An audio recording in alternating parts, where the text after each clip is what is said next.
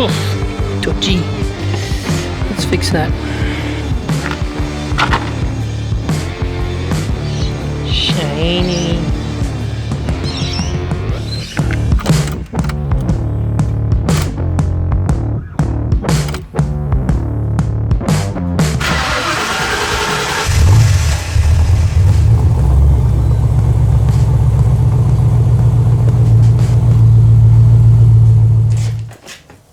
He fixed it.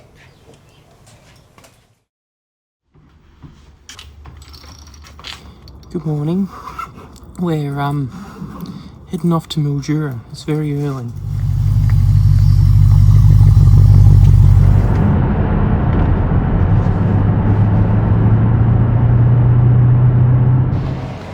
We're at 24-hour Kmart doing our Easter shopping on the way to Mildura. Anyways, is this a good time to tell you that the belt's still squealing in this car? What are we, like an hour and a half out of Melbourne? The belt's slipping a little bit already. I don't know what it is. It's driving me insane. So maybe as soon as we hit the roundabout to go to the Bendigo bypass, I might just pull over, have a quick look at it. We might have a bit more light by then. Righto, we're pulled over. Last chance down there to turn right and go to Bendigo. Back to all our auto parts stores. So I've changed those two down there.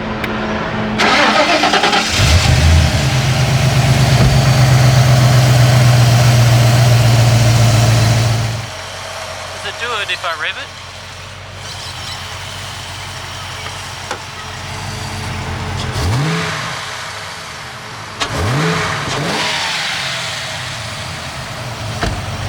Didn't squeal at all? Didn't squeal. Alright, well, I'll turn it off, I'll loosen it, and I'll just check all the pulleys to see if they've got any heat spots on them. Where it squeals, obviously it's binding up and the belt will burn on it. So, it's pretty good. It's nothing's loose and nothing's binding up. Brand new one. Feels alright. Water pump feels alright. Well, that should actually have a bit more in it. The level of this is right just at the cold. Servo open. That might have power steering fluid. I don't know if this takes anything special. Power steering fluid, do not overfill. Only use approved fluid. Check the book what it takes. Alright, well maybe I should chuck a bit more power steering fluid, it's not going to hurt. You can probably get that from a servo. Righto, let's try that. We'll go get some fluid. There's the two choices. We go to Bridgewater where there's the next servo with convenience store, or we go to back to Bendigo, which is going backwards, where there's the next convenience store with bits and pieces in it. Hopefully we'll find some power steering fluid. I feel like going to Bendigo because if I'm wrong, at least I've got auto parts stores there.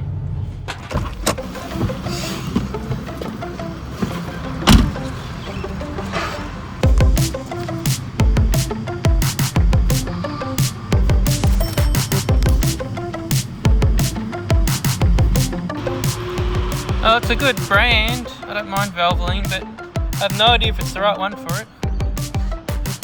I'm just going to chuck it in and find out. Good job, Nones. Much better job than what I've done.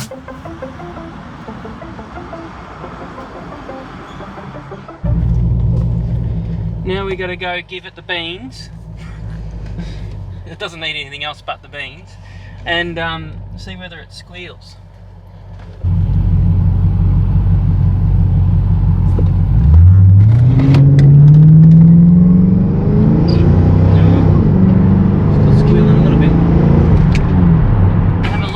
Dad's given me a couple of tips, but this private property that's here, it's got a couple of AU Falcons at it, so I'm thinking spare parts. Got a blue one up there, got a black one there. This one's just on the road. I think they forgot to put the handbrake on. It's rolled down the drive.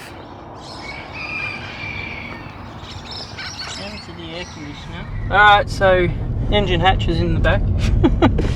Because I feel like I'm going to have to look at it again. Well, I've disconnected the alternator to it. So disconnected the wire to it so it doesn't charge. Because we're sus on the alternator. We feel like the alternator's overcharging it or something and causing it to bind up. It's got too much stress on the alternator. Well, that's what we're guessing. So this should rule it out. We've disconnected the alternator from charge. Do my little squirt up the road and then we'll see whether it has a problem. Righto. No. There it is. Yeah. So still squealing tells you it's not the alternator. Not alternator. Nowhere's got a pulley. Best we could probably find in Bendigo is to go get a bearing and then press it in. Not going to do it because I really don't think that bearing's that bad. Here at Burson's, they've got one size difference in belt. I've got two-step size smaller than what Ford recommends to try and tighten it more. Sometimes when you put too much tension on things, it can cause problems as well. So we're at Burson's. He's got one step back, so it's kind of in between. It's one that's not what Ford recommends. It's the one step smaller, and the one that's on the card at the moment is another step smaller again. So we're sort of going into in between, and I'll see how I go. Having two belts on me to drive up to Mildura is probably a good thing, because if I end up burning one of these out, I'll have a spare one. That's the theory.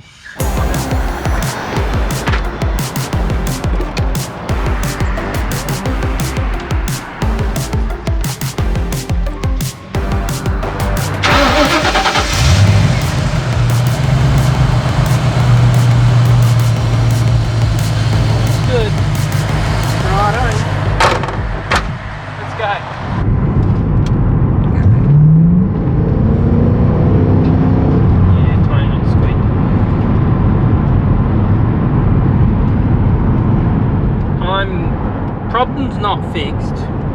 It's got a different belt on it. But I really have to boot the car to make it squeal, which makes me feel a bit more confident that we're going to make it to Mildura.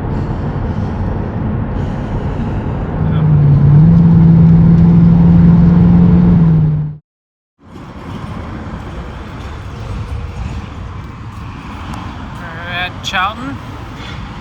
And I got myself some Dirty Bird, like I always do. You don't know what Dirty Bird is? Deep fried chicken legs. Yum.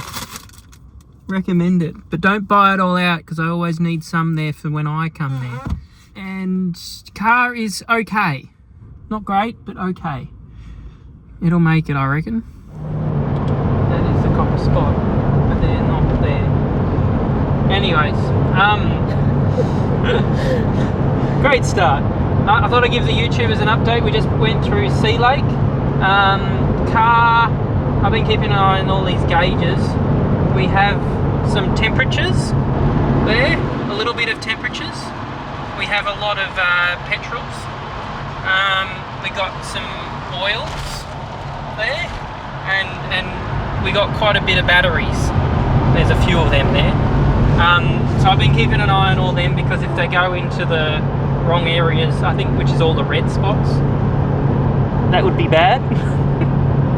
And I figured out how to get rid of the squeak as well. It's this button right here. It says a plus and a VOL on it. If you press that a number of times, the squeak disappears. Aren't you a smart chap?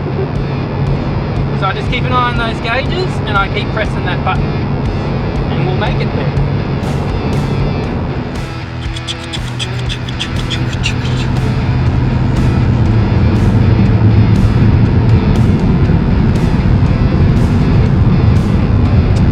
Been very busy on the way up to Mildura.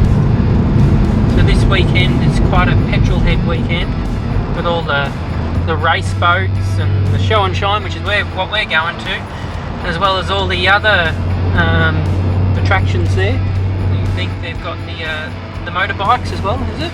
Remember all of them? Motorbikes, and I think Timmer Speedway's got stuff going on, and yeah, lots of different petrol head type stuff. So if you're interested, always come to Mildura for Easter. Although you'll make the roads even worse, because I think most people already know about it. Going up there's been so much traffic, and there's been plenty of people with racing boats and cars and things, show cars and all that travelling up there. 3 rows of cars. We made it to Mildura somehow. With it screeching. With it screeching. Check the hand cams there. Yeah, you've already you recorded me and Wayne looking at it. Probably just been running the whole time. The aircon would have been running the whole time. It screeches more at low speed, I found. So I had to just do speeding. Sorry, Falcons. Show and shine tomorrow. Winona's taking her own car. What car are you going in? It's not mine. You got your own car? Yeah, he's got his own car that he's going in. You're going in this one? Oh, it's nice. I like the colour. Blue's better though. You look good in that. This one's been sitting in the shed for a while. Oh, have you checked its belt? I need to. You don't need to check its belt? No. We've got to worry about the battery. Yeah, okay. Made it to Mildura, Mum and Dad's place. Not going to have a look at that with its problem just yet. I've got a more important job. Got my cleaning bucket. Got to go do some cleaning to the other Ford. Get it ready for show and shine. Oh, there it is. Take the cover off and get it clean.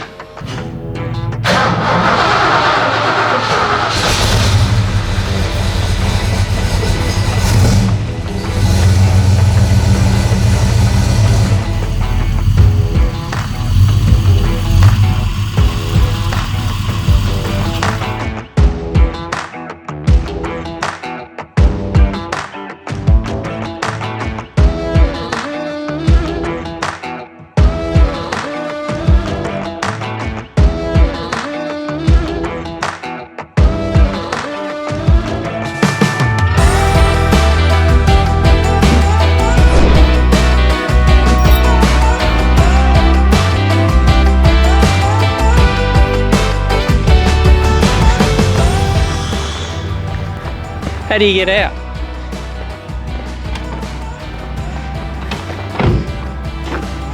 Hang on, I'm gonna get this on YouTube.